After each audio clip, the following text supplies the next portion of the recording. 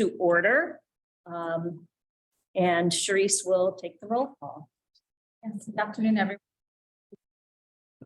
Eddie Kelly. Here. Anna Lean. Here. Michael Cashman. Present. Jim Coffey. Sid Barron. Here. Christina Ubel. Here. Seba Azim. Yeah. Thank you. Okay, and I'll take a motion. We do have a quorum today. I'll take a motion to approve today's agenda. So move Sid and second. Second. Michael seconds. Oh, here, hold on a second. And I'll take a motion to approve the minutes from April 18th. So move Sid, second. Second. Christina seconds. All in favor? Aye. Any opposed? Public comment. No public comment today, and then I'll turn it over to Dr. Agnetti for his president's report. Thank you, Chair Kelly. All right, so again, I appreciate the opportunity to provide this update to you all today, and certainly as we begin week 3 of the fall semester. So first of all, I want to recognize the newest College Council member, Plattsburgh Town Supervisor Michael Cashman. I'm going to say a few words, so don't blush, Michael. Michael is a true Plattsburgh Cardinal and has devoted much of his life to this outstanding university and to serving others. Michael earned both of his undergraduate and graduate degrees from this campus and served as 2 terms as the president of the Student Association. Michael joined the staff of the college shortly after graduation, first as a grad assistant and coordinator of the Cardinal Connections program, and then as an assistant director of alumni affairs for the student alumni programming. He then moved to student affairs, where he was coordinator of student activities and later helped lead or led Project Help as an assistant director of the Center for Student Involvement. And as town supervisor, Michael has remained a valued partner to me and to SUNY Plattsburgh. So Michael, on behalf of the campus, we thank you in advance for your service, contributions, past, present, and future. Welcome aboard, Michael. Thank you. So several weeks ago, I hosted the annual fall welcome for the faculty and staff, and I indicated at that time that our gathering was a celebration, and it truly was. I just want you to all know that each of us makes an incredible difference in the lives of our students, and a difference that's really visible within the campus community as a whole and in the wider community in the area of the North Country in which we live. We exist to serve students and help them make their life and lifelong dreams come true. That is aspirational, but it's also incredibly accurate. Our faculty and staff know well the successes and struggles of our students. They help them overcome and advance. I appreciate each member of the Cardinal staff, faculty, family, and what they do each day for each and every one of our students. My cabinet and I met for 2 days last week at the Valcor Inn. This retreat was time for us together to focus our strategic pathways ahead and on ways that we can best lead this university and its divisions well and together. Author Patrick Lencioni posits that a single greatest advantage that any organization can achieve is organizational health. This applies to colleges and universities just as it does to any agency or business. The first and most critical step in establishing a healthy organization is creating a cohesive leadership team. A leadership team that's committed to the ongoing work. And I want you to know that I too am committed to this work and am working in the spirit of shared governance. Joining us for these meetings was Allison Hurd, who will begin work on October 3rd as our new Vice President for Diversity, Equity, and Inclusion. Allison flew in for the meetings from Chicago, where she most recently served as Director of Institutional Diversity and Title IX Coordinator at the University of St. Francis in Joliet, Illinois. With her wide experiences, I know that Allison will lead the DEI area very well following Dr. Richard Miller's interim leadership. And Dr. Miller will remain with us for the entire month of October as well. So Dr. Miller, thank you again for all you do. And as I say all the time, we're going to have a great celebration for Richard in October. So stay tuned for that. The next update I'd like to provide you is related to the strategic plan. And as we advance on Plattsburgh Next, we have now identified 6 campus accountability partners who will assist us in this component beginning in the fall semester. These accountability partners will help us assess how well our planning priorities have been achieved, recommend improvements to existing planning initiatives, and better integrate this work into the campus's standard operating procedures to support constant progress. I'm pleased to announce that Associate Librarian and UUP Chapter President Michelle Toth, who is will be joined in this role by Jacob Avery, who is the Interim Director for Student Involvement, Ray Carmen, who's the Associate Professor of Political Science and Chair of the Faculty Senate, Ethel Facto, who serves as a library clerk and the CSEA Chapter President, Tyson Moulton, who's the Assistant Vice President for Facilities and Operations, Mike Thompson, who's our Affirmative Actions Officer, and Sarah Phillips, Director of Institutional Effectiveness. That's going to be the group responsible to serve as our campus accountability partners. Chief of Staff Ken Kennelly will be coordinating the work of this group, connecting it to the work of campus leadership, and helping ensure the alignment and accomplishment of our strategic initiatives. This includes integrating our strategic plan, Plattsburgh Next, with the recommendations and collegial advice from the Middle States Accreditation Review and our capital spending plan for construction and improvements. With respect to our strategic plan, the university set aside $2 million for strategic investments toward this work. We have so far used $320,000 towards enrollment-driven revisions to our institutional gift aid, a dashboard tool to help us improve retention, and also support for out-of-state recruitment from an organization called EAB.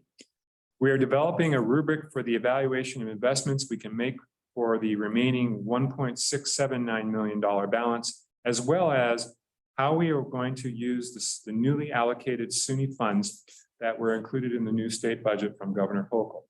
This particular allocation provides SUNY Plattsburgh $770,009. So I'll say that again, $770,009 for similar one-time investments. And the college has also been awarded an ongoing $800,000 amount to support new faculty lines. As I mentioned earlier, over the summer, the Middle States Commission on Higher Education presented this campus with a final team report that was both positive and clearly supporting Plattsburgh Next. The School of Business and Economics also received reaccreditation by the Association to Advance College Business Schools, and that is a distinction that is only shared by 5% of business schools worldwide. We also returned to in-person activities over the summer with the Educational Opportunity Program, or EOP, hosting nearly 100 students, and Upward Bound, which hosted nearly 170 North Country High School students on the campus. The university has continued to plan through health requirements and guidance. Currently, COVID vaccines continue to be required for all students with an allowance for medical or religious exemptions. We will also be hosting later this month on campus what we call pods for booster vaccinations coordinated through the Clinton County Health Department. And the Student Health and Counseling Center is also tracking the global outbreak of monkeypox. And they're working closely with the local health department and communicating with campus as needed. Financially, the university closed the 21-22 fiscal year at the end of June, and with incredibly careful spending and the carryover of federal stimulus dollars, SUNY Plattsburgh generated a net surplus of $8.6 million to support this year's operations and cover the anticipated budget deficit for the 2022-2023 fiscal year. Additionally, federal HERF mental health funds of nearly $400,000 were secured and are being used right now this year for numerous purposes. This includes contracts for telecounseling professionals and after-hours crisis counseling, expanded services from local mental health service provider agency who will actually work on our campus, and per diem services to be used during peak times at the end of each semester. On the fundraising front, 2021-2022 was a record-setting year for the university with $8 million raised. The previous one-year record was $5.4 million. Sorry about my appearance. Just forgot. Welcome, Jim. Half of this funding that was raised in 21-2022 is earmarked for student scholarships that will support all 4 pillars of Plattsburgh Next strategic plan. And just a few weeks ago, a new $1 million bequest from the late Muriel Ferraro, a member of the class of 1948, was received by the Plattsburgh College Foundation. With respect to our enrollment, the final numbers for fall semester will be known when census completes at the end of this week. At the moment, what we do know is that the university is on pace to exceed our incoming target for the fall for new students.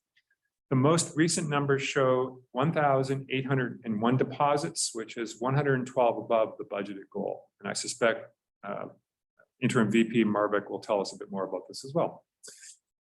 It's the foreshadowing, Todd. But I just want to say that enrollment is more than just the incoming students. And as we sit right now, the number of students that we serve is our grand challenge. And this is a challenge that exists across the entire SUNY system and across higher education today. Because we successfully graduated large classes this past May and in May of 2021, our projected total enrollment this fall is 4,518 students, or 220 fewer than just 1 year ago. Ultimately, our success at SUNY Plattsburgh will hinge on the retention of students who matriculate, and this is the cornerstone of our strategic plan.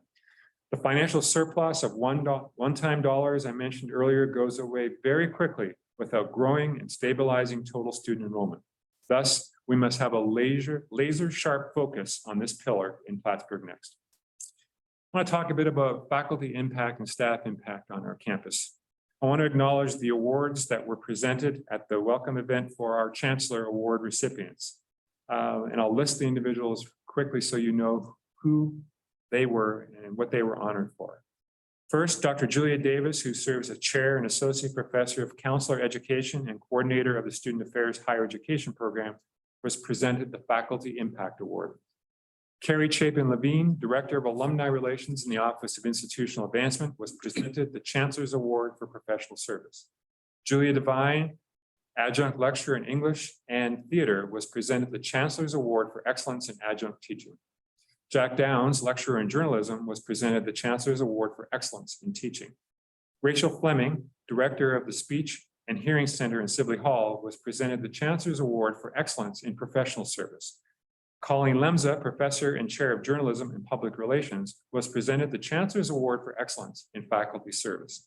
And finally, Dr. Allison Pulati, Associate Professor in Teacher Education, was presented the Chancellor's Award for Excellence in Teaching. And finally, Dr. Michelle Carpentier was presented with a very new award named in her honor. In developing the criteria for this new award, I was less drawn to words than to a person. Dr. Michelle Carpentier is SUNY Plattsburgh at its very best.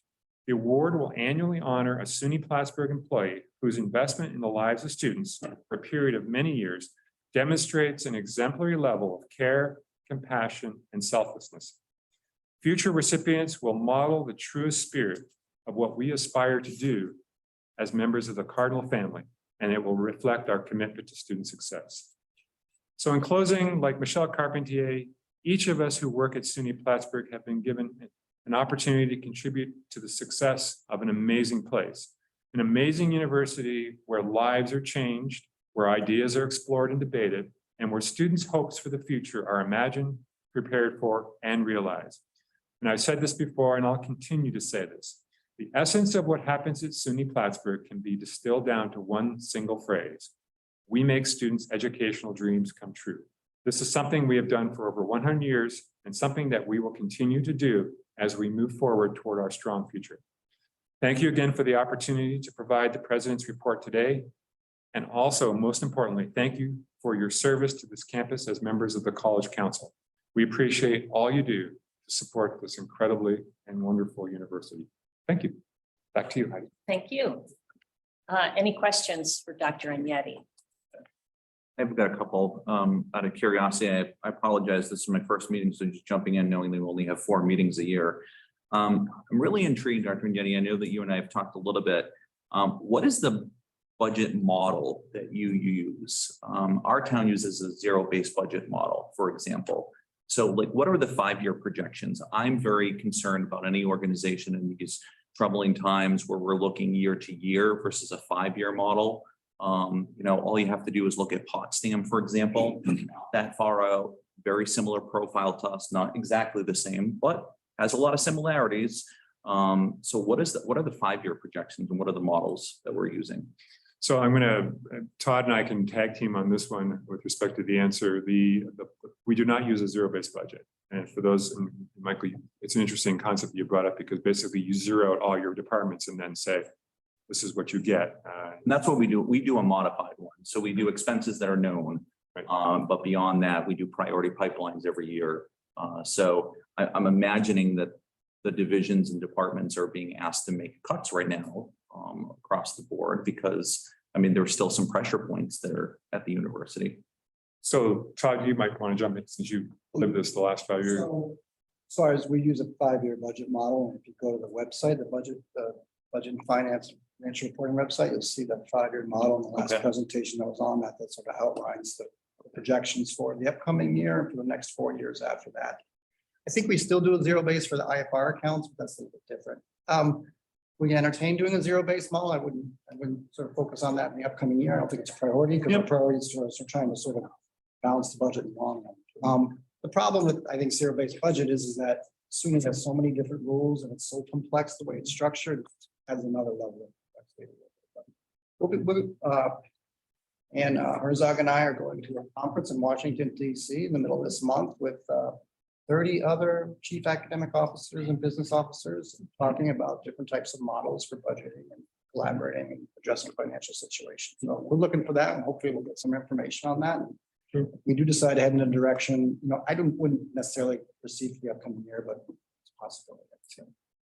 No, I was just curious, and I knew you were going to give a report later just because the president was invoking kind of some of these additional funds that are coming in from SUNY, and these are all great things, but you kept referring to them as one-time funds. So, being in an agency of New York State, funds are great. We need those, but, enrollment isn't going to buoy the college long-term. So I was just curious what that plan was. The last point I'll mention is that when we do the analysis on the strategic planning total of 4,800 students, and with being able to trim our expenditures so that we don't have as much of a structural deficit, the budget position improves dramatically for the campus. So 4,800 is a very special number with respect to the campus. So we're sitting at 45 right now. So those additional 300 students. What we're focusing on a campus is retention. So retaining those students, that large incoming group of students that we brought in this year, the focus is going to be on heavy retention of those students from year 1 to 2, year 2 to 3, and 3 to 4. Michael, you said you had a couple of questions? I kind of compounded them together. So I had another one, a little bit different. It appears nationally, the people going to college, the number going to college is falling dramatically. And from what I understand, one of the reasons is that, with the tight job market, they're thinking, why should I invest 4 years and, thousands of dollars, a good job without doing this? So I think there's a real emphasis, at least from what I've been able to look at, of, kind of cost benefit. And I think a lot of students are saying, I don't think that cost benefit is there. And this isn't related necessarily to Plattsburgh, but just in general. And I was wondering if we could, I know that from teaching here, we've had a lot of people graduate from here who've done exceptionally well. And the value of the degree has been tremendous. And I'm wondering if we could stress that more and just say, look, I know it's 4 years and I know it's expensive and I know you're giving up opportunities, but these people gave up these opportunities and look at the terrific rewards they got for doing that. And I do think, like I said, at least from the School of Business, so many people have done so well in many ways. So I just think maybe if we could stress that more, it may help the enrollment considerably. Christina. Was part of the change from the merit scholarships to the financial need base, though, in that direction of trying to retain existing enrollees and future? And recruit as well. Yeah. Yeah. So We still offer merit-based scholarships. It's just now we're offering need-based as well as an addition to that. So the need-based is sort of an addition to that, Which would address Yes. the cost issue. Yeah, Hopefully. exactly. hopefully. President, Denny, one other question I did have that I forgot, I apologize, was you talked about the organizational health. Can you give a sense of percentage or what the vacancy rate is? I know you have some interims in your cabinet and deans and stuff like that, even faculty. Like, I know in the past, some faculty were even chairing departments that they weren't even anchored in their discipline. So how's the organizational health of the college look from that perspective? So I know that HR is always tracking the vacancies on campus. And so we know that the total value of that, and two things are happening simultaneously. One is we always endeavor to try to continue to find talent and be able to replace the individuals that have retired or left. We are an interesting place up in the North Country. It's a challenging place to recruit and retain employees here. So that's one aspect of the challenge. Right now, we are kicking off. We've just successfully hired a new VP for diversity, equity, and inclusion, which is great news for the campus. We'll begin kicking off the search for the position that interim VP Jackson holds in terms of the VP for ESS. So that search will happen. We just hired a brand new dean. Perhaps Ann Herzog could talk about that process in terms of this individual that we just hired, who appears to be hitting the ground running. So Yeah, Meg Pearson, Dr. Meg Pearson, she was a dean at West Georgia University. She actually grew up in between the Hudson Valley, and her parents lived in two different places. And so she was very excited to get back to New York State. She's outstanding, has so many ideas about how she can really energize the School of Arts and Sciences and get those programs moving forward. That will help us with overall enrollment. I think just a couple other things, if I might add, Alex. When you talk about chairs, people leading departments that are not their discipline, I had not seen that before I came here, and I found it startling and less than ideal. But part of it, I think, is something I'd like to work on, but the resources aren't here right now, which is compensation for chairs. It really has been chipped away across time with all the budget cuts. And so the workload reduction that they get from teaching, stipend they get is very small compared to what I experienced previously. And it's not ideal, because you end up with people who don't really know the discipline, but are willing to help lead it, really out of their own generosity. The open lines, academic affairs is different, right, than other divisions making cuts, because we have tenured faculty. There are people you cannot cut, no matter how small the department may be. By my calculations, academic affairs has already cut over 100 lines in the last 5 years. And have hit a point where if we're going to have students graduating on time, meet their course needs and so on, we can't keep up at this rate. So when the president says we need to really need to buckle down on retention and recruitment in every way possible, we do need to do that. From department's perspective, so I'll give you an example without naming the department. There's a department that's constantly telling me, we lost, 5 faculty in the last 10 years. Where are those faculty? Well, they're down 100 students. We can't really justify replacing those 5 faculty, but they're hanging on to the same curriculum that they once offered to a much larger group of students. And so Meg is working on this, the new dean. I don't know if that helps. Yeah, no, it does. I've always been curious because I still read the Chronicle, and it seems like a model is that some faculty coming in are interdisciplinary. You bring a philosophy major in, for example, and that person teaches in the communications department, and then maybe the bio department and something else. So they're doing, ethics as a course, but for interdiscipline. So you still have a renowned faculty member on the campus that's doing some really interesting stuff, but across a couple of different disciplines that way. We talk about that all the time, and it is in the Chronicle all the time. Yeah. But what I will tell you is that PhD programs, the structure of PhD programs, do not graduate faculty who are ready to work in an interdisciplinary manner. You go deep and deep and deep into a single discipline. So what I'm trying to talk with the deans and the faculty about is I would like us to hire more generalists. So if you're bringing in somebody in a history department, can they come in? Can we hire people with a mindset where they want to teach intro to history and they want to teach broadly conceived historical subjects, not, the uprising in 1954 in a certain country, which is what happens in PhD programs. I know this. I wrote my dissertation in 2 books on a single poet, which was real deep work in terms of her, but it didn't give me the scope and breadth that really is what is happening at most comprehensive institutions. They prepare you to go into other PhD programs, which is not where most faculty end up. Thank you. Anything else? Okay. Then we'll move on to division reports. Dr. Miller. Thank you. We are eagerly waiting for a new vice president for DE&I. Allison Hurd, as Alex mentioned. She and I are in communication once a week, so I can kind of give her an update in terms of what's happening. She was at the retreat, as Alex mentioned, and she will be a very, very strong administrator. She's got a lot of great ideas. She's had a good amount of experience.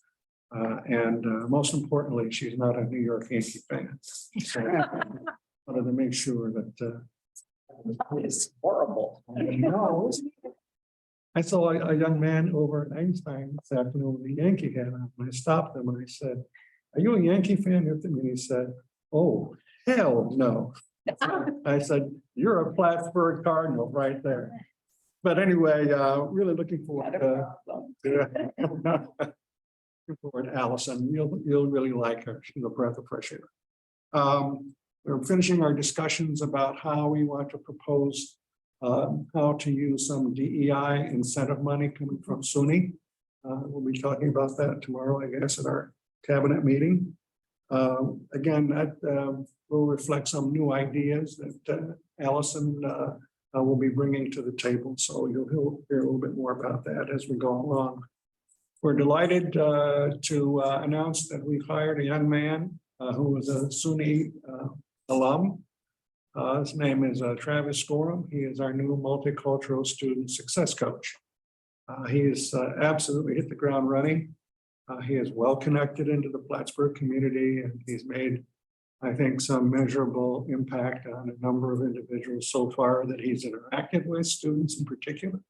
So we're really happy to have him.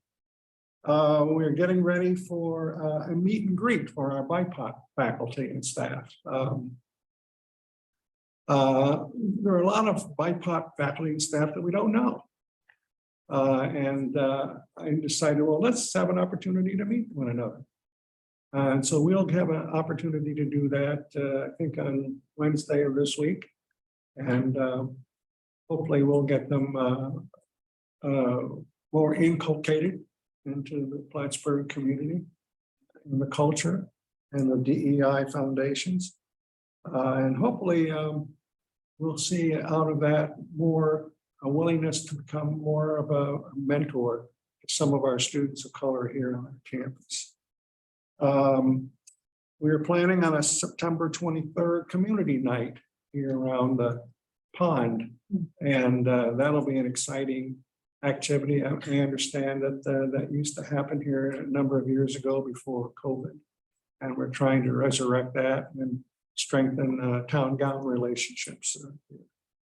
And finally, we're about ready to farm out our new training modules and courses for diversity, equity, and inclusion to the faculty and staff. This will give us an opportunity for people to learn more about diversity in its broadest sense.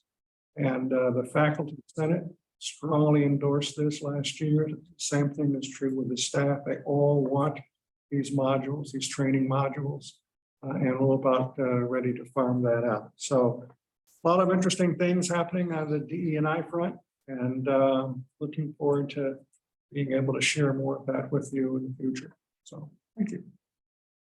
Questions, Dr. Miller? What does a multicultural student success coach do? This is designed to work with those students. You know, you've got your EOP students over here, and you've got another group of students over here with adequate support, academic support. But in the middle, you've got a large number of students that need support. And that's the primary focus of the multicultural student success coach, to focus attention on those students in the middle and who need the help, but are not in a structured academic support program. Thank you.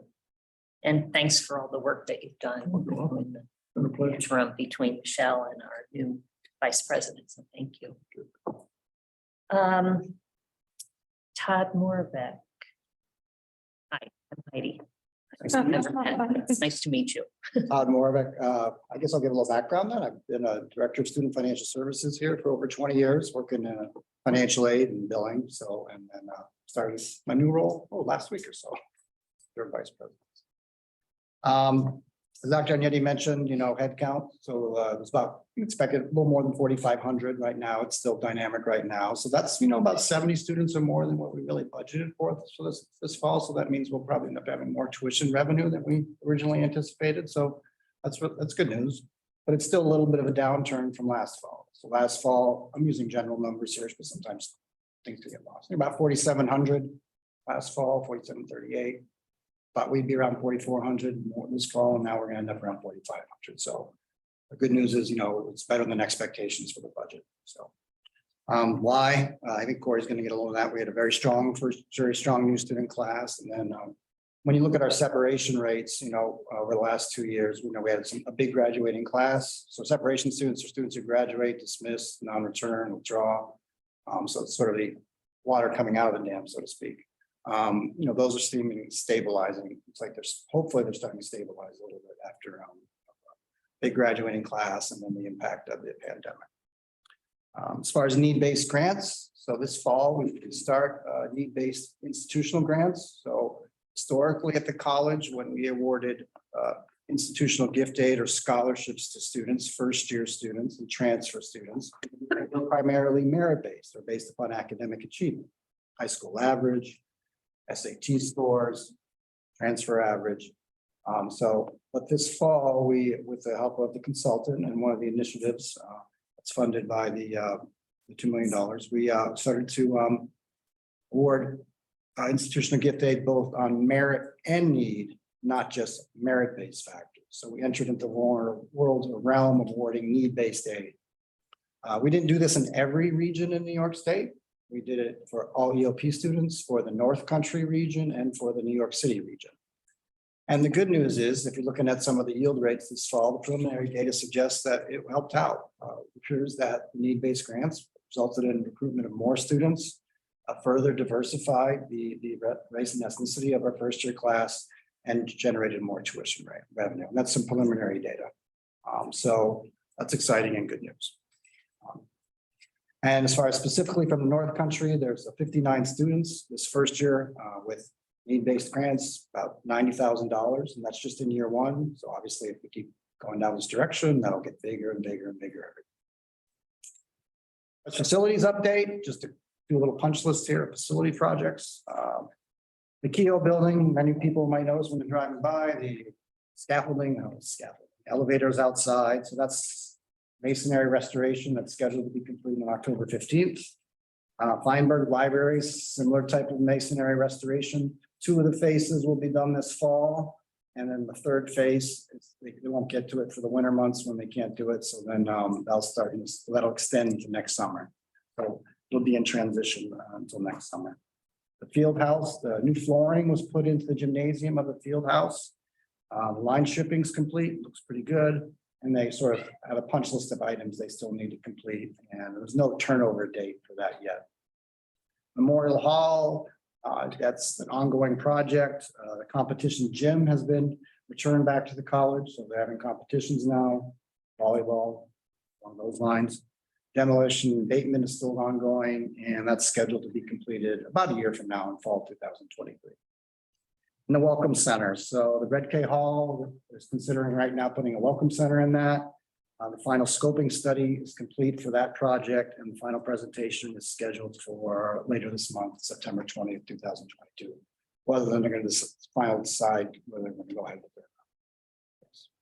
Fingers crossed, right? Okay, thank you. Any questions? I have one. You said that I think we had 4,700 last year. 4738 last fall. What would have been the year before? 40, about 5,000, above 5,000. I didn't bring my little shit. It was about 5,000 per take.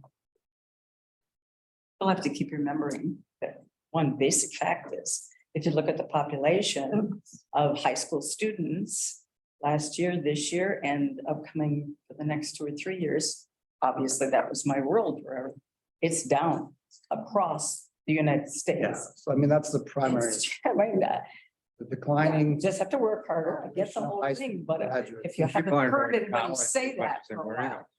while, that's where, and we're pulling against every other institution of higher education that there is. And It's, the Northeast is most competitive. yes, it is. Yeah, Like that. absolutely. Todd, I'm just curious from like CSEA and some rank and file members of the college, how's workforce doing? Just because I know a lot of people, you know, it's competitive. Wages have changed drastically. Faculty are in a little bit different position. Well, I was gonna comment on the professional side of it, just anecdotally, you know, we're experiencing some of the same trends, but I think with other offices, you know, when you look at this, when we post a job, the size of the people applying is much smaller. We've often closed searches because we didn't have enough people applying for the search. So we're struggling a little bit too, like many businesses trying to find workforce, trained workforce. So we are struggling. Attracting new hires, but what about for retention of existing faculty? How's the morale? Specifically, we want to talk about employees in general. Well, yeah, we just in, I'm the president and I have regular meetings with Senate Executive Committee and you know, the general tenor all over the campus is that morale is challenged.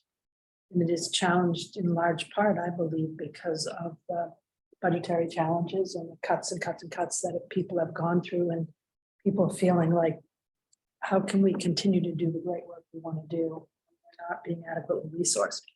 And there's not easy answers to that.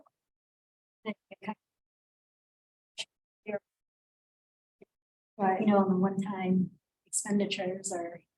Well, I think, you know, we're coming out of pandemic. We've got a new strategic plan. So I think, you know, for us, we want to start focusing on the future a little bit more than the past. I understand the reasons why we might be here, but focusing on the 4 pillars of the strategic plan. Grow and stabilize enrollment, diversity, equity, inclusion, student success, and engage the North Country. And when you talk about students that leave, are a lot of them from the New York City area? Because anecdotally, our children graduated in June, and a few from the class that were going away and went away have already, because they aren't comfortable in that. And I don't know if it's COVID related or what, but they could not hack being away from their homes already. So it's like, well, I wonder if SUNY Plattsburgh is experiencing that, where some students just can't do it anymore and decide to go back, because I know a large population comes from New York City. I think the other thing too is that, you know, for the first time in 2 years, students now are going to be able to experience a full college experience. Yep. So in many respects, a lot of what we do, it's almost like starting all over again. And the right thing for us to look forward to working with students now who are really going to be college students. Yeah, as long as they're not intimidated by it, right? That's right. Yeah. And under here for withdrawals is to be closer to home, but that works. I came back, have enrolled here, so I was excited, but my daughter is not one of them. I mean, I'm curious, we have a student in the room. How is the climate of the college and university when you speak to your faculty and staff? Related enrollment and withdrawals? Yeah, just in general, you know. I mean, I definitely agree to the point made earlier that this is a new batch that's excited. So for student association, we started making appointments, we started interviewing individuals, and we got much more individuals who were freshmen who've been on this campus for exactly 2 weeks compared to other individuals who've been here for years. So this is a batch that's really interested in getting involved, and I feel as the association, it's our duty to involve them. So that's what we're trying to do. We're trying to make sure that they are part of our association. They relate to us. Most importantly, what we're trying to do is hear them. Because maybe this is a student perspective. You guys are professionals, you know better, you've done this. But I think the pandemic affected this a lot. We weren't as inclusive, as active as we could have been, because obviously we were affected by the pandemic, we were affected by many other reasons. So that's what as an association we're trying to do. We're trying to listen and we're trying to make this as interactive, as active as possible. Because I feel an inclusive, a diverse and active campus will be a big reason for them to stay back. Your questions, comments? Thank you. Okay, Corey, enrollment and student success. So just to piggyback off of what Todd talked about in terms of admissions a little bit. So we were successful in exceeding the goals that we had for this incoming class, but the mix was really different than we had hoped. So that's something we definitely need to think about as we move forward. We were under target for first-time freshmen, traditional students. We were way up in graduate admission. We had better numbers for transfer students, for students in online only programs. So the total number is wonderful. We just kind of need to keep an eye on how that impacts everything in terms of how we deliver courses, in terms of how many students are living on campus, the support that they need. So that will be an ongoing challenge, but it's also a great opportunity as the provost and her team look at programs for the future. Different things are appealing right this minute. What you're talking about. Other news in the student life world, student mental health continues to be of concern to us. We've definitely across departments ramped up the support services that are in place. Really trying to be proactive in reaching out to students struggling as early as possible, getting them connected to services and utilizing that money that came through the HERF mental health funds to provide some new services for students as well. Student behavior has kind of been back to typical, which is great. Students are much more engaged and active. I just came from a study abroad / involvement fair. It was great to see students out. It definitely felt different than it's felt for the past few years. And student behavior on the weekends has been pretty great. I met with the chief of police this morning. One transport to the hospital for alcohol intoxication since the semester started. And our benchmark is if it's less than 4 the first semester or first weekend, we feel pretty good. I only had 1. So students seem to be engaging in much healthier things. We're very happy about that. And minimal issues with town gown issues. We've had a couple that we've worked through, but for the most part, I think that that's been a pretty respectful relationship. Special programs, so EOP, student support services, our TRIO program, our Cardinal Achievement program are overflowing with students with very high needs. Every year that I'm here, it just seems like the complexity of student needs gets higher and higher. So trying to meet those demands gets more challenging because we don't have more staff to support them. I'll just highlight student accessibility services is serving over 1,000 students right now with 2.5 staff. And that includes a part-time support staff person. And those students are, sometimes getting multiple accommodative services for disabling conditions. So definitely the need level of our students for support towards their success is growing all the time. Campus housing community living, we have 1,787 students on campus. We're still waiting for final census, but we think we'll be in that range, which is actually a little better than what we had budgeted for heading into this year. And there's definitely a real strong focus this semester on mental outreach to students, well-being programming, getting students out into the North Country has been another priority for programming in the residence halls, and then just general community building. Finding students who have been doing a lot of Zoom for the last 2 years are lacking in some skills and confidence about connecting with peers. So we're definitely being more deliberate about the programming in the residence halls, trying to rebuild their confidence in that way. And then I'll just say Cardinal Athletics has been off to a great start this fall with some fantastic performances and quite a few wins. And athletics will be celebrating throughout this year the 50th anniversary of Title IX. So each women's sport will do some special event at one of their home contests. We had for the Cardinal Classic cross country meet, for example, believe there were 8 local alums who were members of the cross-country team who were honorary starters for the event, and just trying to do some awareness at those events this year. So we're looking forward to all those celebrations. I think I will be there and take questions if you have them. I have a question, but I have a comment, and it's probably, something that everybody already has in their mind, but I just have to say it. I'm hoping and would assume, because we have such a great faculty who care so much, that everyone is well aware of last year, and still this year, we have students coming from high school who are 1 to 2 years behind in maturation level, not just education, which is of course what is most important.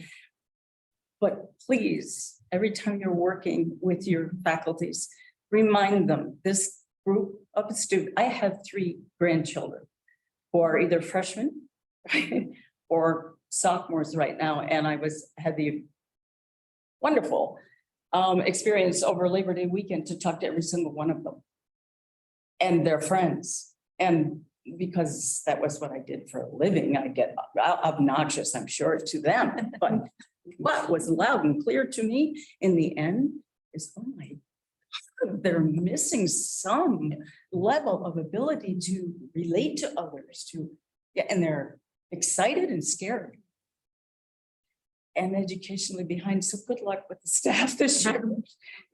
Just it'll be hard for everybody, but you can do it.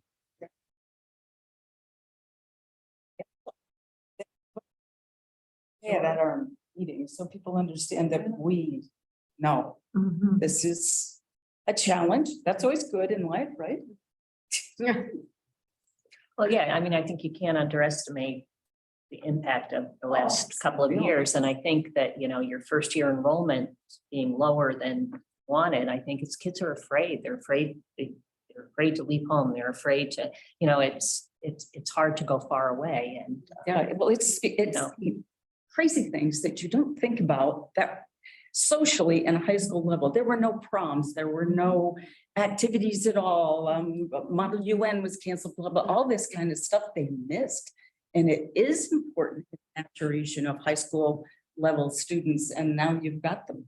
And let's be honest, the adults have also lost Well, a yes. lot of their ability to communicate Yes. respectfully and such. You're right. You're talking about role models, right? You need individuals to give these students extra patience. So many things that go on in their lives that didn't. I'm curious, I know SUNY Plattsburgh has always made it a hallmark of them for accessibility. Do you have a sense of where we stand within the other SUNYs though? Like you're talking about 2.5 professionals. Like, to me, that, that's awful. that's, I mean. That's just 2.5 awful. staff. That's not 2.5. But sure, yeah, 2.5, staff members. So do we have a sense of where we stand against I other? won't tell you the benchmark, but we're one of the biggest in terms of total number. Yeah, of but students accessing. but not staffing though. Staffing work, yeah. And I think a lot, having sat here for quite a while now, the wonderful thing about our student support services is the whole campus believes they're wonderful and the kids feel comfortable there. So that's great, but it's like anything else, like when you're the teacher in high school who does a phenomenal job and the kids love you, you've got the biggest class load, even though the contract doesn't say, and kids fight. I had one kid one time, I was a counselor at the point, said to me, well, if I give you or somebody some money, I couldn't believe it. I sat there, I was like speechless for about 30 seconds, which is amazing. Okay. Need to move so he could get into the, anyway, the bottom line is it's a compliment and terrorizing at the same time, so this responsibility. The TRIO program, so Student Support Services, officially through their grant serves 386 students. They actually serve about 520. Amazing people working in that department. They don't obviously. turn them away. AOP, upward bound. And the CAP program, so Cardinal Achievement Program, which is really designed to support students who maybe were slightly underprepared academically, have been identified as maybe being at risk, and we thought needed more hands-on. It's supposed to be a one-year program, but students attached. So we are now 2 counselors with 900 students. And how does that staff get utilized? So I'm thinking from other parents that I hear talking that there's a term for, if you get help. Accommodations. Yeah. Accommodating services. So, like their student might, or their child gets longer test time. So is that how the support staff, are they That's there for the one of test the- times? Yeah, so we have, Or to read something because somebody can't comprehend? Wow. offered almost 2,000 exams last year. In addition to signing out assistive technology devices and emotional support animal processing. It's 2.5 people to help out with all of that. Wow.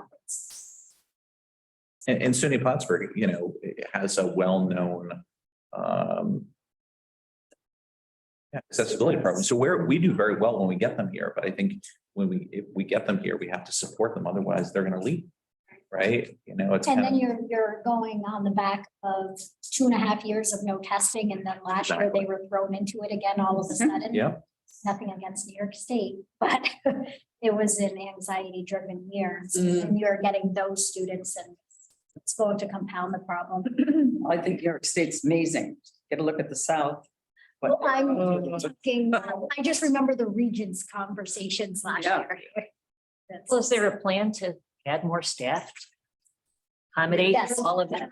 So when you talk one-time money, Hey, Todd. staff is a difficult money. And so there are some proposals in to try to better support some of these areas without adding full-time professional staff with graduate assistants or peer mentoring.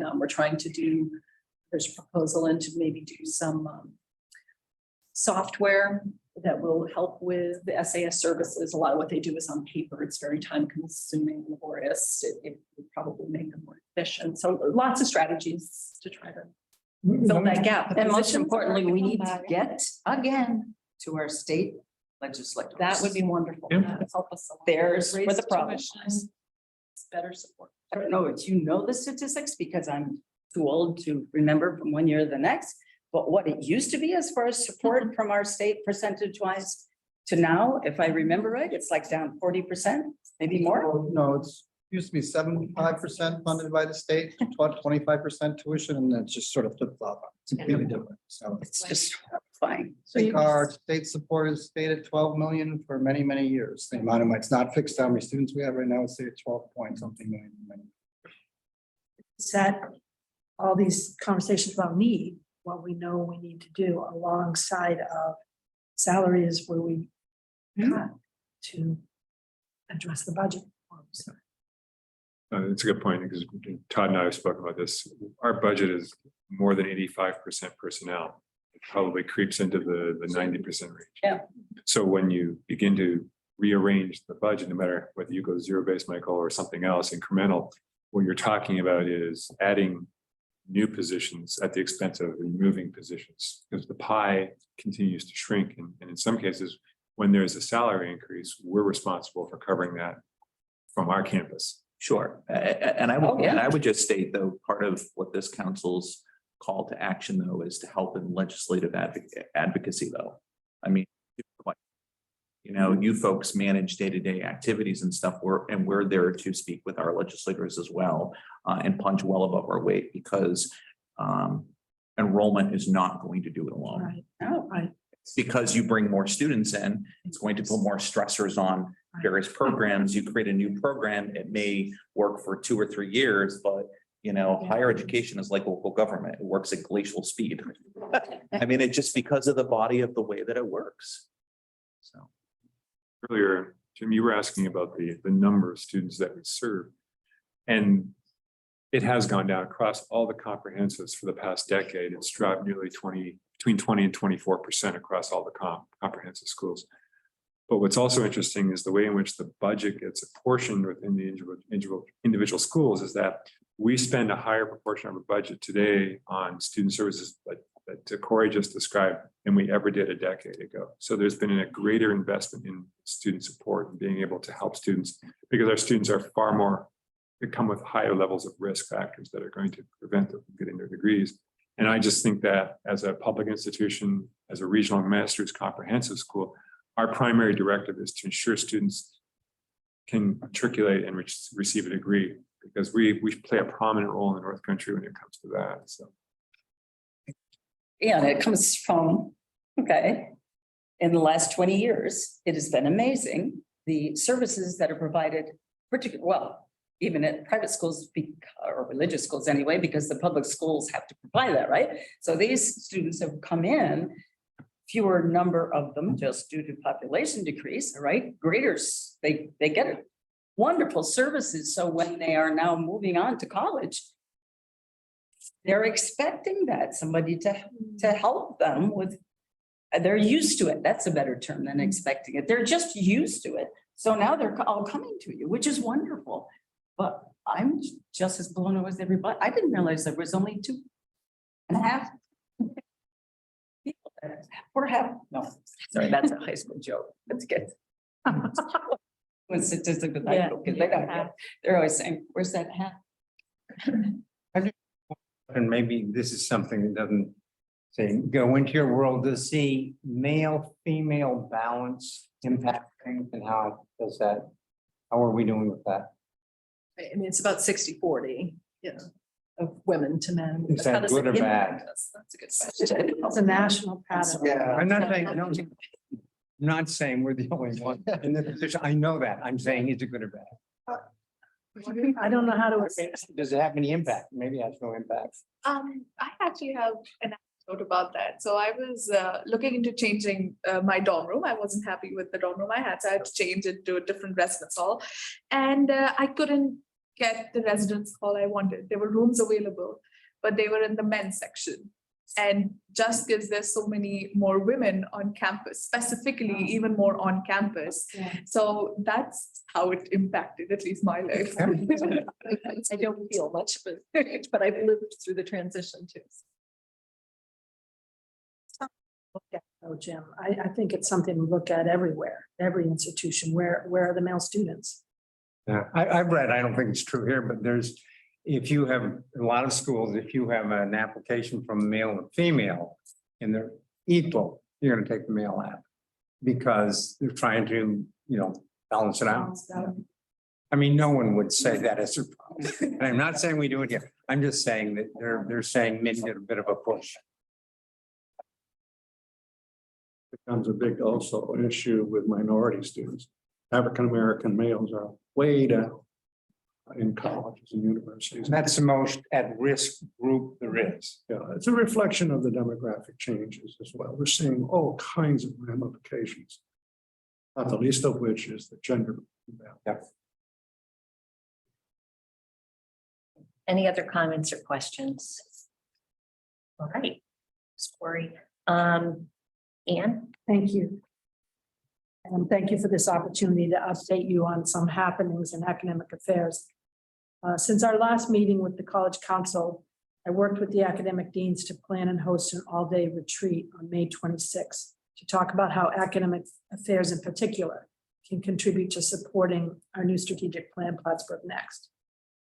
And coming out of that meeting, we had 84 faculty attending, which I was thrilled with because it was at that time of year where commencement has taken place and some people are off and focused on their research, et cetera. But we had 84 participate and the things we're focusing on is strengthening our current academic programs, developing new academic programs, and a variety of other initiatives that we hope will help with the retention challenge. So just wanted to update you on that. Currently, we're very focused on the academic affairs proposal for the one-time funding, enrollment-focused funding that President Inyeti mentioned earlier as well. We're also in the process of finalizing the faculty line proposals. With the to fund, the figure that I have to work with is $488,000. It's wonderful that we got it. Potsdam didn't have any allocation, but this is about 7 to 8 faculty lines. And the ultimate total will depend on which disciplines we ultimately focus on. So in the communications from Chancellor Stanley and Governor Hochul, it's clear that they want emerging fields. The employment possibilities are very significant, and also technology. So when we try to hire in computer science, for example, you're hiring salary that's easily 10 to 15,000 more than in a humanities field. So I don't know how it's going to shake out in the end, but we're really excited about this opportunity. And I think we're going to make some good decisions in our proposals. I also wanted to mention to you, if you hadn't seen it on our website, that we were very excited to welcome Professor Lee Thorpe as our second Prodigy Fellow here at SUNY Plattsburgh. This is system, not actually for the whole system, it's for the 13 comprehensives to diversify our faculty and strengthen those numbers at the institution. And so Lee is coming from West Virginia University, where he is finishing his dissertation. He identifies as Latino, and I think he's going to be just a really wonderful person on our campus, and he's hosted by the sociology department. To mention, Sid, in particular, you might be interested in this, that in May, 3 of our talented education faculty members, Allison Pugliati, Emily Code, and Michelle Benatti, planned and hosted a Grow Your Own recruitment program for future educators. That was funded by the National Education Association. And they brought 50 North Country sophomores and juniors to campus to consider and learn more about a career in education. And apparently one of the most popular was planned in that day was current teacher preparation students who talked with them about our fine program and what their experience was like in the program, which is exciting. Next, I wanted to mention that our social work program has received a $75,000 state grant to focus on better supporting adjudicated youth. We also have some faculty interested in a prison initiative that the state has allocated some funds. We're collaborating with Clinton Community College and talking about how we might get this done. But I can see connections between our social work program, adjudicated youth, and this larger idea that's coming forward. So wanted to mention that our BSW undergraduate program, which went online this fall for the first time, is just booming. Last time I checked, I think there were more than 50 deposits, and that is at a time when it started without any marketing. We're just starting to do that marketing. It's the only online undergraduate BSW program in the SUNY system. And that faculty is also actively pushing forward with the development of an MSW program. That as well, I think, will be an important program in terms of growing enrollments. It will require additional faculty. So that's going to be a challenge as well. I think the president already mentioned, yes, that our business programs were reaccredited through AACSB. And that's such a proud moment, I think, for all of us here, because it is so super competitive and it is internationally respected program. So that's why many of our international students come here as well. One comment you might be interested in is we finally, after really months of working on this, have made a new ELL, English language learners, hire a staff person to support English language learners here. Historically, that was a demographic that was largely international. And the numbers among the international students in need of English language support has gone down and down, but the domestic number has increased.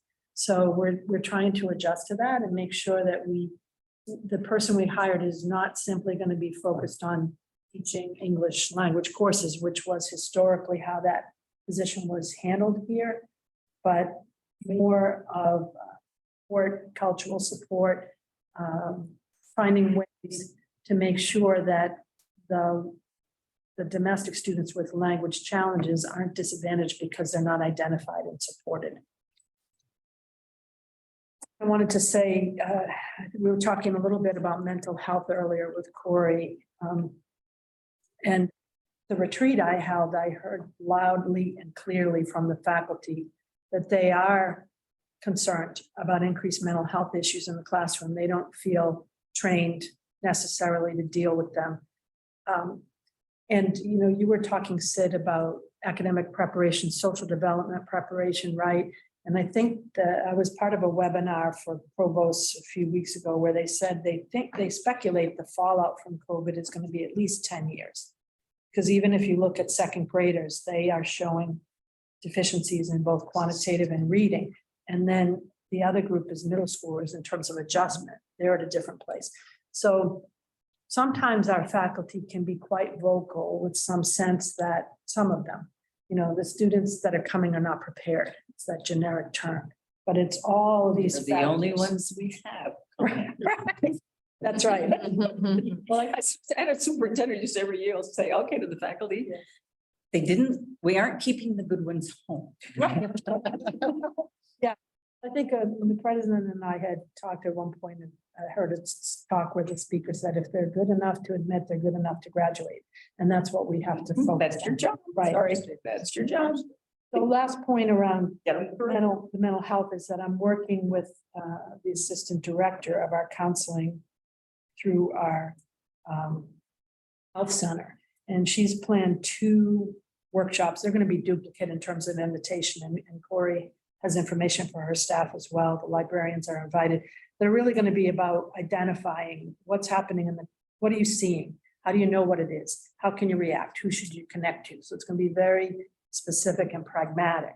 And then she has a 3rd session where she's going to have open conversation with some of the counselors. And, we recognize we need to provide this support, and I hope that people feel more supported as a result. Those are my highlights. Happy to answer any questions. Any questions?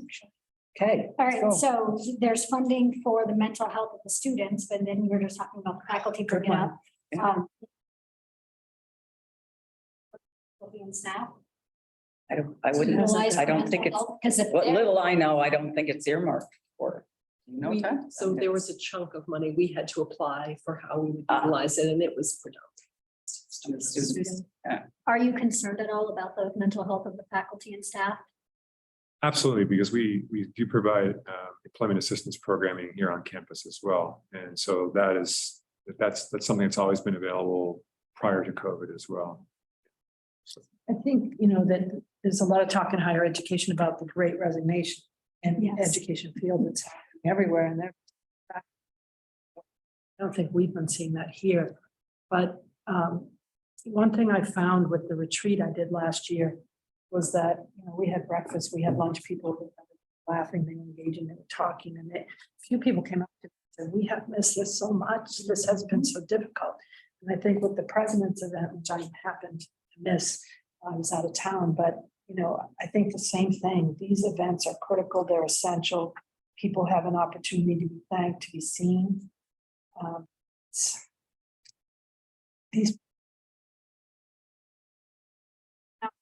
So. And my second question is completely unrelated, but you mentioned the 13 comprehensive, Yeah. which reminded me that we received an email from Ken about possibly being able to change the status to a university. And I didn't actually understand the difference. I didn't.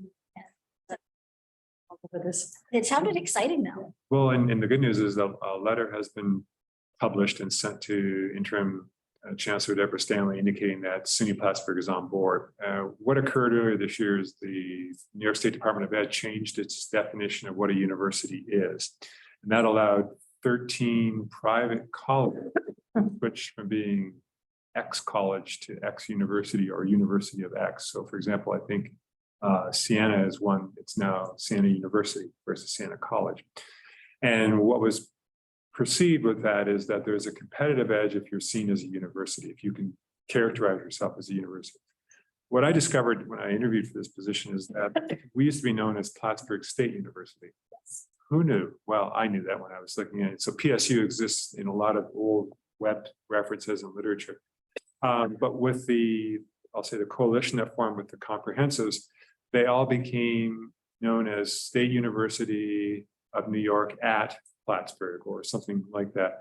What we'll be known as SUNY Plattsburgh, same as before, but in all of our promotional materials and our website, we'll say SUNY Plattsburgh is the university that makes students' dreams come true. SUNY Plattsburgh is a university that does X, Y, and Z. SUNY Plattsburgh is a university that, and so that will become more ingrained in the marketing. But of the 13 comprehensives, 11 are eligible because it's based on the number of master's programs you have that you provide post-grad. 11 out of the 13 are going that route. So we'll be known as, for now, it'll just be SUNY Plattsburgh. Now, Buffalo is in an interesting place because they can't be the university at Buffalo. They're already, so it could be Buffalo State College or something like that, or Buffalo State University or something like that, that will distinguish them. Will that provide us the opportunity to maybe someday offer doctoral programs, considering there is nothing in the North Country? Michael, anything is possible, but there is a big four out there that really want to own the doctorals. So It could potentially give this area a competitive edge in the northern tier. There are people in education in Vermont. Yeah, you have to go to UVM. Yeah. Your doctorate in counseling. Yeah. Well, 8 million things, yeah. I think 10 years ago, we actually got special permission to create a doctorate of nursing practice. 10 years ago or so, longer maybe, but we couldn't find faculty. So there was actually a search. But, so that makes me think that maybe that is a possibility again in the future for a very high need program like that. to get You just- special permission. You just retained a different amount of money too. Undergraduate students give you X number of dollars versus your master's students versus your doctoral students too. So keeping those funds on campus would be a little bit different as well. Is there additional funding available for universities? absolutely not. Yeah, that's And is it more attractive to What's the faculty name? looking to come here? I think it helps with faculty. It helps with certainly international student recruitment as well, because international students see the word college very different than the word university. Okay, right, because they usually say going to university, right? Right. So even growing up in Canada, university meant something very special versus college. And there was never any confusion as to whether you were a university student or a uni student or a college student. So. Okay. Thank you for training. The interesting fact, in some states, like Kentucky, for example, it was illegal. No institution could offer PhD programs unless you were the University of Kentucky or University of Louisville. It was illegal. Institutions could not offer PhD programs. Now they're practice doctorates. Yeah. EDDs, but not PhDs. Crazy. Other questions? All right, Ann Hanson. Heidi. Good afternoon. It's great to see everybody in person again, finally. Actually, we got together in the summer a little bit too. President Yeti already mentioned the some fundraising success that we had of the last fiscal year. I just want to recognize, that it was definitely an incredible team effort of the whole group to lift us up to that level. Incredible response from alumni and friends. Two people I wanted to call out in particular, Faith Leach. She had one of her strongest fundraising years yet. So kudos to her and her professional development. Natalie Peck, another individual in the area of advancement who has been a real driver in helping us to build our legacy giving program. She does all the behind the scenes administration of that. And we couldn't grow it without her. Since the last council meeting, just since we haven't been together since, I wanted to just report that we did meet the target for the Mark Kaiser special campaign to build a new scholarship for accounting students in your home department, Dr. Coffey. That will support accounting students who are at risk for dropping out. So it's a very special effort and honors him at his 40 years of teaching and retirement. Though he is back on campus this fall teaching a course. So pretty classic for Mark. We also over the summer had the pleasure of getting together and celebrating President Emeritus Dr. Etling and Lisa Lewis. It was really a lovely way for the campus community to get together and celebrate history and achievements. And, we need more of those just gatherings where we can just celebrate Plattsburgh. And I think that's a lot of what we've been missing during the COVID years. And it was so great to have so many council members present. We're off to a great start. Dr. Ignetti mentioned Muriel Ferraro's generosity. I will just point out that Muriel, who graduated in 1948, home ec teacher. See, home ec teachers can give $1 million to their alma maters. She was an annual every single year donor. So that's becoming a real focus for us in our outreach and efforts, just focusing on those core loyal donors that are there for us year in, year out. It also emphasizes for us, I believe, the importance of publishing that magazine. It's the one thing we send out to every single graduate and tells them what's happening at the college and really keeps them in touch. It's really the lifeline for a lot of our alumni. And as well as the annual report that we do send to annual society members, as well as our higher level donors. Currently working on getting the word out, and council members can help us with this. There's a very special program available. It's a very time limited program. We're partnering with the SUNY Impact Foundation. It's called the New York State Charitable Tax Credit Program. And all campuses in SUNY are able to participate. Basically, donors who make a gift between $10,000 and $100,000 level, you know, there's a threshold here. If they are interested in making that sort of special gift to SUNY Plattsburgh, they apply, then we get them approved very rapidly, and then they're eligible for these incredible New York State, that there's an 85% of the qualified contribution can be taken as a tax credit against New York State income tax.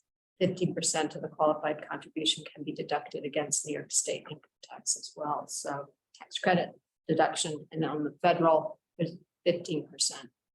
So there's information on the website on that if people want to check it out. I see Christina's writing it down. It really is an amazing opportunity. We have a 9:30 deadline for getting the first wave of applicants in. And then if SUNY has, if we haven't reached the statewide max level, we may be able to get some more people qualified during the month of October.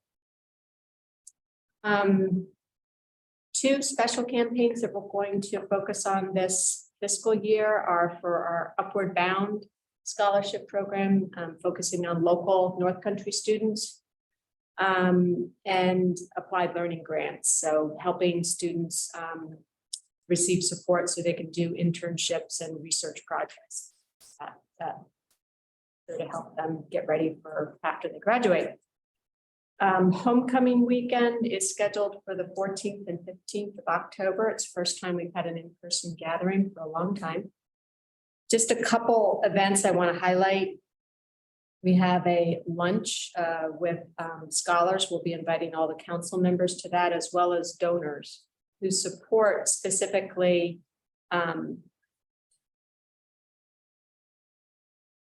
scholarships that we're really focusing on because they assist students that are marginalized, underrepresented, need support. So the celebration will take place in the Relaford Room. We're going to be focusing on the Michelle Carpentier Scholarship, Kyla Relaford Scholarship, Doug Scott Scholarship, our Upward Bound Scholarship, and the James Augustus Wilson Scholarship. So they're all programs that we're really focusing and working for building those endowed scholarships. We will have a meet and greet for Allison Hurd immediately following that luncheon. So that'll be a great way for her to meet people. There's a Hall of Fame induction ceremony. We've got a great selection of inductees coming: soccer, cross country, men's indoor, outdoor track. And of note, Karen Waterbury, class of '87, will be honored for her years of coaching, 23 seasons at Plattsburgh. There will be a fall festival by the pond. That's a great community-wide, alumni friends, everybody at noon on Saturday. And then very, very exciting, I think, that the Phoebe Sturm dedication ceremony, which will be at 3:30 on Saturday in the lobby of Memorial Hall. That dedication ceremony links up with the 50th anniversary of Title IX, which Corey mentioned. And Phoebe, of course, was the person that helped Plattsburgh basically implement Title IX. She was a real trailblazer in many ways. So those are the quick highlights I had for today. Any questions for Ann? I don't have a question. I just have a quick comment. She talked about Mark Kaiser. I knew him because I taught with him. And here at Plattsburgh, we talk about supporting our students and, taking students in and helping them. Just an example in Mark's case, He was sort of pegged as someone who shouldn't be in any type of academic program whatsoever. And his mother went down with him, kind of, said, wait a minute now, and you and I graduated from college, got an MBA out of Clarkson, CPA, taught tax 2 in the School of Business, which is, because I've done it once, it is the most difficult course to teach. So just seeing how much help we can do for people. I mean, he was just thrown to the side. And alumni to this day. Yeah, absolutely. They just constantly mention Mark, and he probably taught also most of the first intro. Yeah, he's tried everything and it's great. So not just for accounting majors, but anybody in SBE, right? Yeah. Hard to forget him. Yeah. Also been a ski patrol person for 40 years too. So I mean, that's my mind as well. And Jim, to your important point is that we do provide here at SUNY Plattsburgh students an opportunity that they may not receive anyplace else. Absolutely. And our EOP student group, and I've said this a couple of times already, so I'm sorry if folks haven't heard this. Every year, our EOP group has a wonderful graduation ceremony where they celebrate the success of the students. And what we hear from those students is that no one else said yes to me. And look at me, I'm getting a degree. And some of these students go on to graduate school, professional schools, they become very, very successful. But they also influence the lives of future students and other individuals. And you do a multiplier if you have 20 or you have 40 or 50 graduates every year. In the course of a decade, that's 500 individuals who everyone said no to. They're now having an impact on the lives of 10, 20, 30 people. And so what would the world be like without EOP grads? And I think to the point you just raised, where would we be without giving people a true opportunity to be successful? Right, and that's the difficult work. It's easy to take a straight A student and say, hey, yeah, but no. And Mark was a great example of that. So. Thank you. Okay, chair's report. Marty's not here, obviously, but and he's had some health issues, but by all accounts, he's doing better, and that's good. And hopefully he'll be back here in November and leading the council once again. Student Association President, welcome. I don't know that we've had the opportunity to meet you. You haven't, this is your first college council meeting, so. And your name is? Teba. Teba. Okay, welcome. Nice to meet you too. Hi, everyone. First of all, thank you for having me here, for letting me have and I'm really humbled to represent the 4,500 something students that we are going to talk about. I was elected and my entire legislation was elected and we were appointed for this role on May 20th. But we had the opportunity to meet in person and discuss our roles in depth last weekend, where we were trained for our role and how to go about it. Last week, we hosted our first ever executive meeting for the 60th legislation and our first ever Senate meeting. What I would like to bring to the attention of the council is the goals that our legislation has discussed. We have discussed and finalized on 3 goals that I've had the opportunity to discuss with President Ngeti. These 3 goals include, firstly, visibility, because I don't know if you all were aware, the Student Association relies on a particular thing called the SA fee. We have a referendum every 2 years, and this time, sadly, it did not pass initially. We started our campaign of educating and informing individuals about how important this is for the SA and in turn important for the students. And thankfully it did pass. But that has raised some alarms for our association that we're not as visible as we want to be on our campus. So that is one primary goal. Secondly, perception. We feel that the perception that, how students perceive us is not something how we want to be perceived.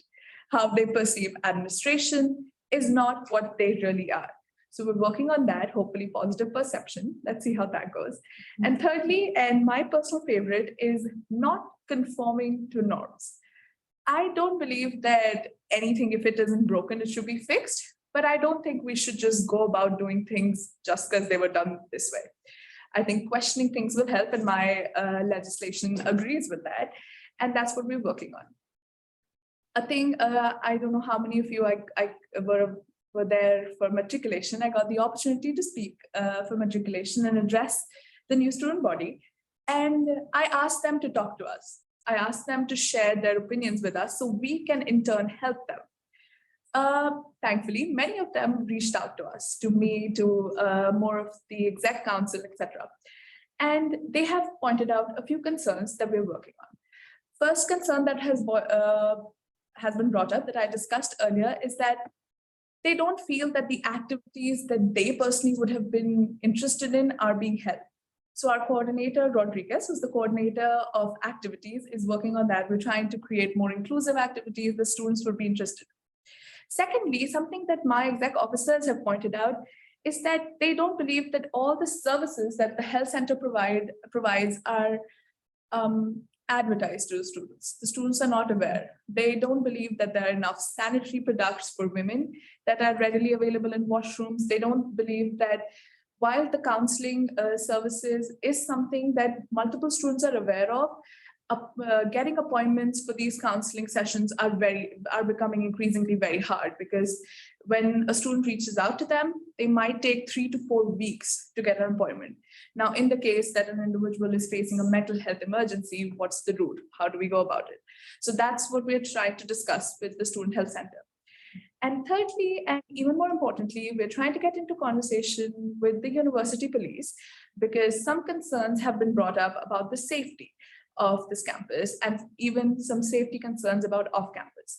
So now what we're trying to do, we're trying to get into conversation with obviously Advisor Jackson, Advisor Avery, and the university police to see what they feel about the situation, what their updates are. End of report.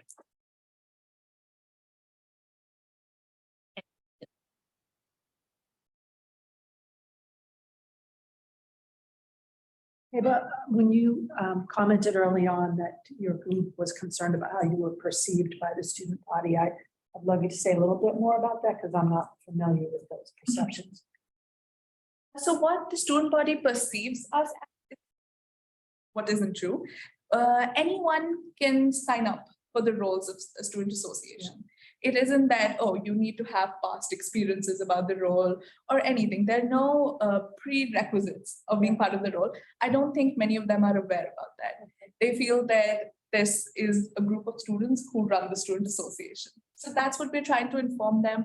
We're going to appoint the Board of Elections soon enough, who will be setting up the elections in spring for the next legislation. Yeah. So one of my primary goal will be making sure that everyone's informed and educated about how this works, that anyone can sign up. Tell us a little bit about yourself, like what your major or majors are, and what year you are, et cetera. Yes, I'm a junior. I'm a psychology and sociology major. Yes, I'm making a dumb mistake of doing 2 majors while I'm doing the presidency role, but I'm going along with it. Yes, And you grew up. I'm an international student. I am originally from India, but I've grown up in Dubai. Wonderful. Welcome once again. I'm looking forward to working with you over the course of the year. Campus governance, doesn't look like there's any representation. Ken, you didn't have any reports or anything? I'm gonna investigate this. Should know the dates, but I'll circle back so. Okay, Heidi, before we move on to the Sure. next, may I just ask one quick general question that I get from everybody in the public who's got kids in college? All right, so what do we do here? But I know that there will be COVID on campus. We don't want to say that word anymore, but we have to. And we follow, I'm sure, the regulations where students get quarantined and then masked 5 days, 5 days. Okay, all right. Teen students. Here. Good question, Sydney. Sit down. So students can go home. My house. They choose to go home. So if they're an on-campus student, they have that option. They can actually shelter in place In their own dorm. in their own dorm room. They must mask to leave their room. So if they're going out into their suite. Right, so if they have somebody who's there. If they have a roommate, it's really up to the roommate if they would like to relocate, but if the roommate is COVID positive. Okay, or so the when they roommate re- has had. So we don't have a place on campus. We have some We do. vacant spots, so if that's a roommate situation and the roommate would like the positive person to move, we will relocate them into some of those vacant spots. Okay, do we check on them? The health center. And they really do go, because I didn't know what was going on here. I mean, But 3 or 4 other colleges, I've had experience with kids that I know that were athletes and they're away and they were isolated. Wrong term. Well, they really were isolated. Yeah, and nobody checked blah, blah, blah. And immediately I thought, oh, I gotta ask what we do. Somebody's gonna ask me. We had quarantine buddies as well in the peak of it. Yeah, All kinds of people signed up and were regularly communicating. because having had a granddaughter who does Division I lacrosse, they were quarantined a lot and then isolated. All right, and isolation is something we throw out easily. Wait, isolate them. Wow, when you're the one who's being isolated and you're 18, 19 years old and no one's, anyway, thank you. I'm glad we do have someone who maybe daily. I think that banks is still used. Only when we have to. Yes, only when we have to. And there are some individuals, because I know a friend who was hired for this role. They're supposed to be just checking in on these students. They're supposed to sit outside the places like Okay. health center or banks to make sure no one leaves quarantine. So I think they That was also last do that role. Yeah. Okay. It's very decentralized. Yeah. Because guidelines, CDC guidelines have changed a lot. And the nice, so my son did 2 weeks in isolation at his college and it's awful. Now, by the time you get a Just- positive test, you only have 4 days. Yeah, but well, isn't that 5? By the time you get your test and everything, Oh, happens and get the the result results. gets back, it's usually 3 or 4. Well, that's also scary. Be spread it. There goes the contagion problem. Anyway. Sorry, Matt.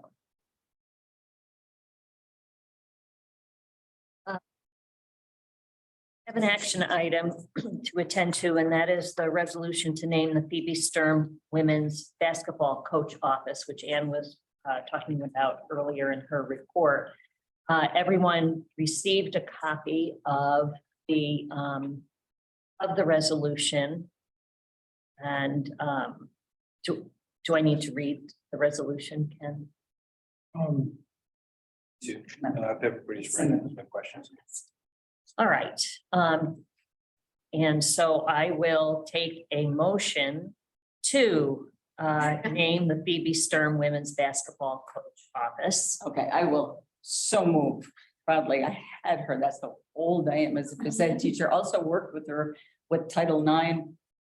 She was through your my high teacher? school career. She was, Wow. she was 12 and I was 9. Yeah.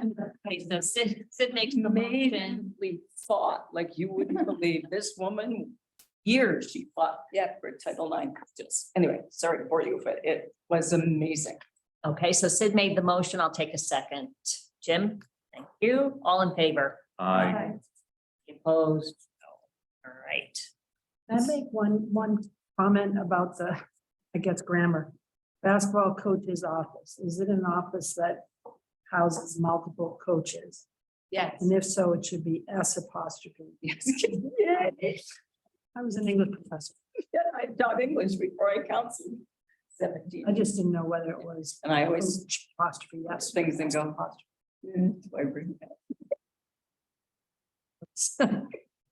Okay, thank you. Yes, and again, that dedication will take place on the 15th of October at 3:30 in Memorial Hall.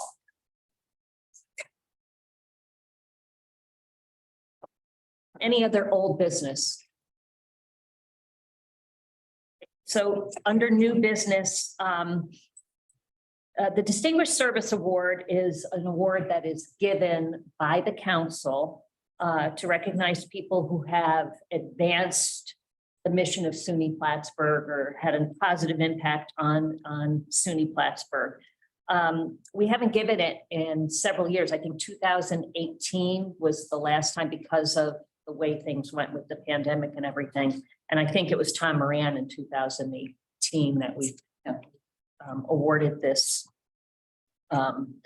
Distinguished Service Award too.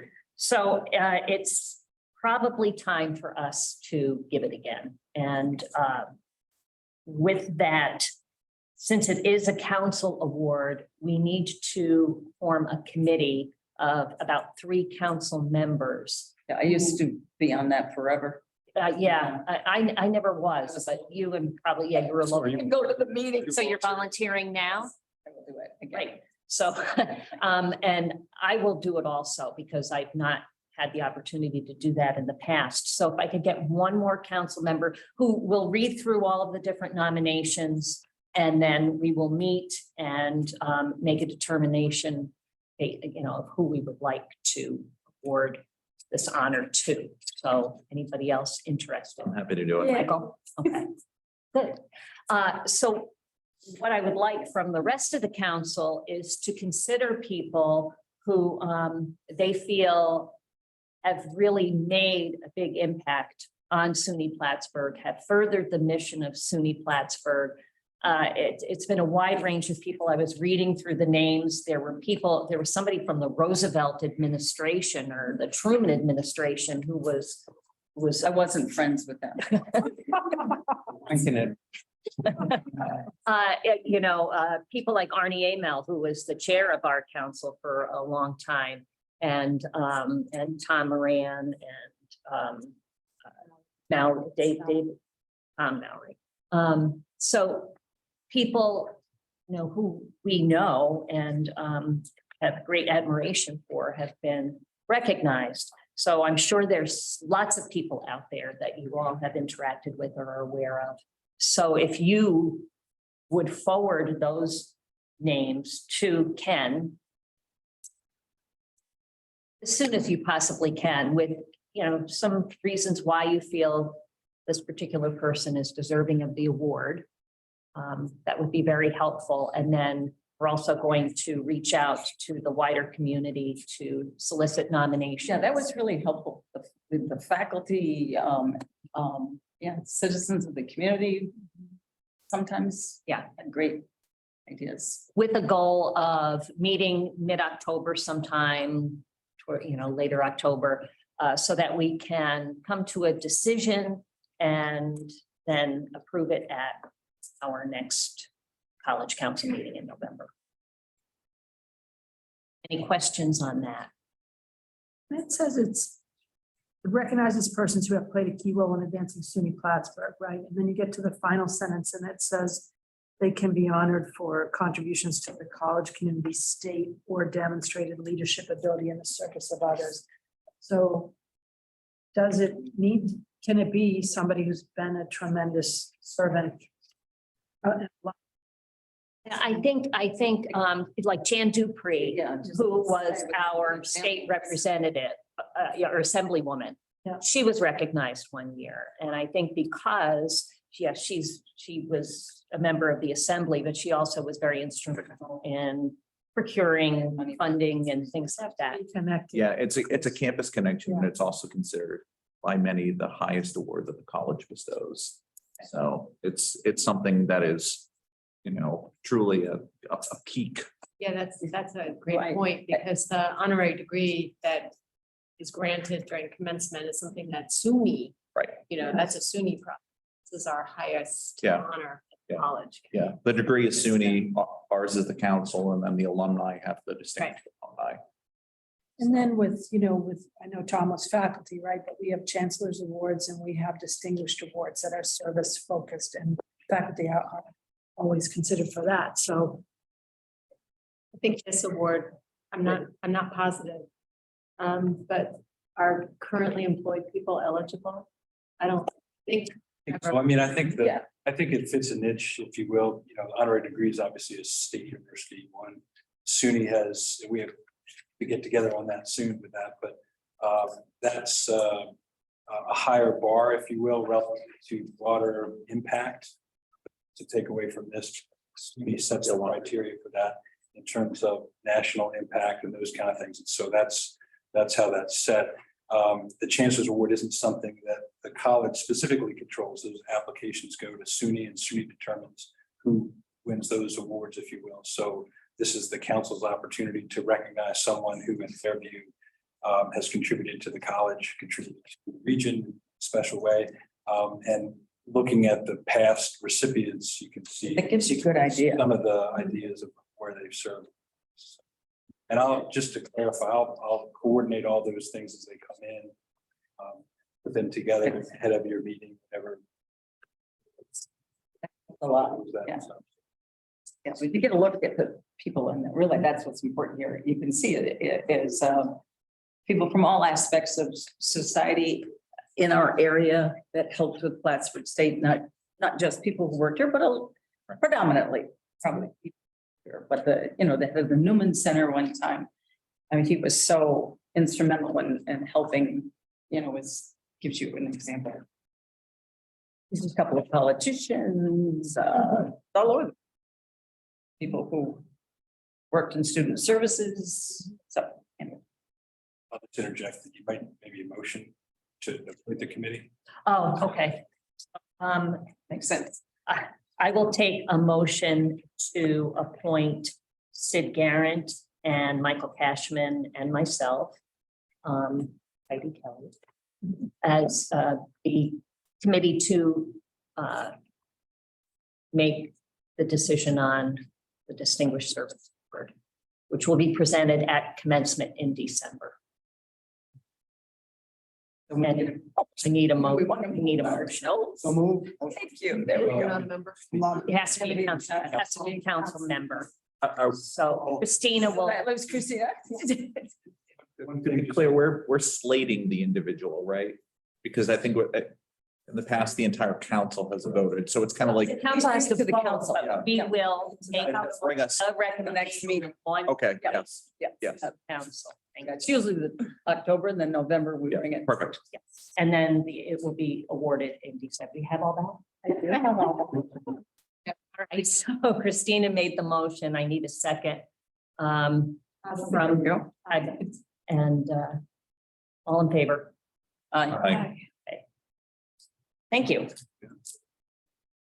So that is looking at the agenda.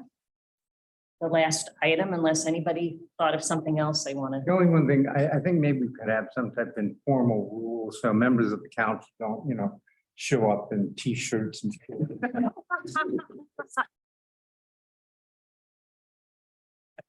Is important. Yes. Very comfortable. I didn't plan it this way, believe me, I just. Heidi, one thing I think would be really interesting, I know, and part of it is just, I went and I watched all of your Zoom meetings for the last 2 years or whatever it was. And so.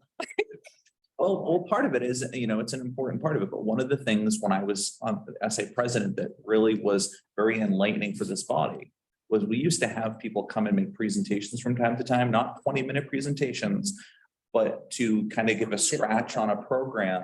And now that we're coming back together as a team, it would be very, I think, helpful for us to kind of get a sense for it, the Shine On program, for example, or, various departments that are maybe emerging, to have the agenda. And I know that Sid used to talk that there used to be liaisons to each of the divisions and stuff. Yes, we did. So that might be a good time to revisit some stuff. Yes. Yeah, I think the presentations are important. The liaison thing was not, I don't think was all that. Well, it was okay for me because I got here and so I used to meet with. And it was a matter of, Yeah. we got to. Yeah. But I think the presentations were helpful and interesting. Back in the day, we used to have a whole summer retreat, Yes. Yep. over a day or two where we got really a lot of different, information on different programs and things that were. Because in the end, it's amazing how much even 4 or 5 or whatever they're supposed to be. What are they supposed to be? I've lost now 9. Short. Oh, 10. 10. But Anyway. Out in the community, we all do our thing and represent Plattsburgh, but it is amazing how we can affect the attitude, the information that is acceptable to the community. And those things are really helped. Yeah. And yeah, I did do, I didn't live away from here. So I met with Bill Laundrie and I met with, oh my God, You guys, yes, Brian, Brian. forever. So it is something to consider, and I guess Marty, when he's feeling better, Sure, have we a can- conversation. Oh, he loves You could presentation. He pinpoint, you really love that. know, some areas Yeah. that you might, or if the council members have ideas of certain programs, you know, I would say pass them on to Ken and be able to arrange something. Is that okay? May I say something? Sure. During commencement, Mr. Coffee and Mr. Mannix were talking we were talking about the speakers for the commencement. I think we need a speaker for the commencement, like some like prominent person.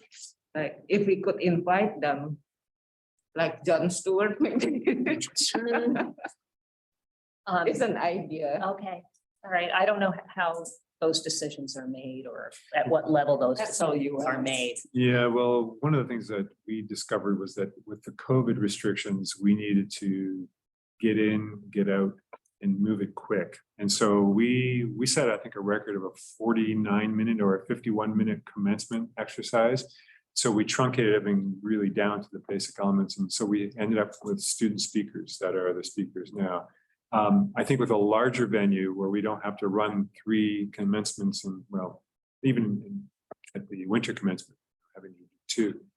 I think if we can run some larger commencements, then that might make it easier. I think once we get into the 2-hour plus mark, some individuals, new alums typically decide that they're more interested in being in the parking lot than they are being. So we have to temper how long. Can we, I don't ever remember since I've been on the council, there being a speaker that wasn't someone who was either a student or receiving an honor. Remember him? There were some. I mean, I talked with President about this a couple times. When I graduated. But no, but I think Patrick Moynihan spoke there. And he was, you know, fairly prominent man. And we've had others. They had somebody from the New Yorker, I can't think of his name, extremely funny, not comedian. He was a writer anyways. And I just think that the other thing too is it's not helpful to have people just read a speech at a commencement. You know. It's just not. But I know. But people, and also I think most time, if somebody, you go to a graduation, first question everybody says, who's the speaker? And you say, well, it was, you know, somebody, a student from anthropology or something. You can do both. You don't have to, you can have a student and you can have, you know, somebody of prominence that, and it just makes it more, you know, it just makes it in the old days, I think somebody like Chuck Schumer, Hillary Clinton would have been happy to come and speak, and not probably everybody liked them, but I think it's good, you know, that's the idea of it, as opposed to having something that's too vanilla. I support that as well with what Anna and Jim said. And I think that, again, we're always thinking about marketing, right? And enhancing the reputation of the college. That's one way you do it. Oh, sure. Because it ends up in all. Not only that, every paper will have, New York Times will say Chuck Schumer spoke at Plattsburgh State. You're on the map. Yeah. And to, thank you. yes, any other ideas? That's good. Right, then I will take a motion to adjourn.